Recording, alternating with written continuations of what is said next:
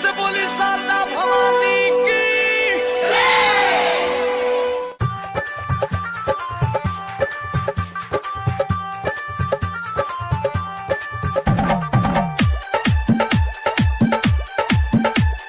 DJ Kanchan Raj Muzaffarpur. DJ Kanchan Raj Muzaffarpur. हाथवा में ले के पान फूल डाली अचत माला लेके पूजावा के थाली अचत माला लेके पूजावा के थाली हाथवा में ले के पान फूल डाली अचत माला लेके पूजावा के थाली कोई के सिंगार सारा लाखवाली हो कोई के सिंगार सारा लाखवाली पूजा करेली पूजा करे पियर की फराक वाली पूजा करे लाल की फराक वाली पूजा करे पियर की फराक वाली।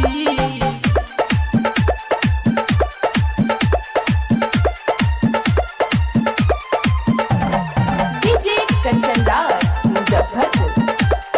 डीजे कंचन राज मुजफ्फरपुर। डीजे कंचन राज अकबरपुर पुनास मुजफ्फरपुर। आँख तर नयन धरे मैया के ध्यान हो परी जैसन दिहले बारे रूप भगवान हो ए हो मैया आँख तर नयन धरे मैया के ध्यान हो परी जैसन दिहले बारे रूप भगवान हो जाते जाते उ हमारा ओरी ताक जाली जाते जाते उ हमारा ओरी ताक जाली पूजा करेली पूजा करे पियर की फराक वाली पूजा करे लाल की फराक वाली पूजा करे पियर की फराक वाली।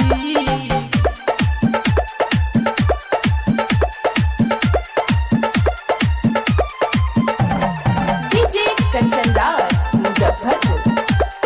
डीजे कंचन राज मुजफ्फरपुर। डीजे कंचन राज अकबरपुर पुनास मुजफ्फरपुर। कहे सरस्वती माई से बात अपना मन के मने मने मांगे मनी कांत में हरा के ए हो मैया कहे सरस्वती माई से बात अपना मन के मने मने मांगे मनी कांत में हरा के गीतिया लखिंदर लिखे वीरावाली हो गीतिया लखिंदर लिखे वीरावाली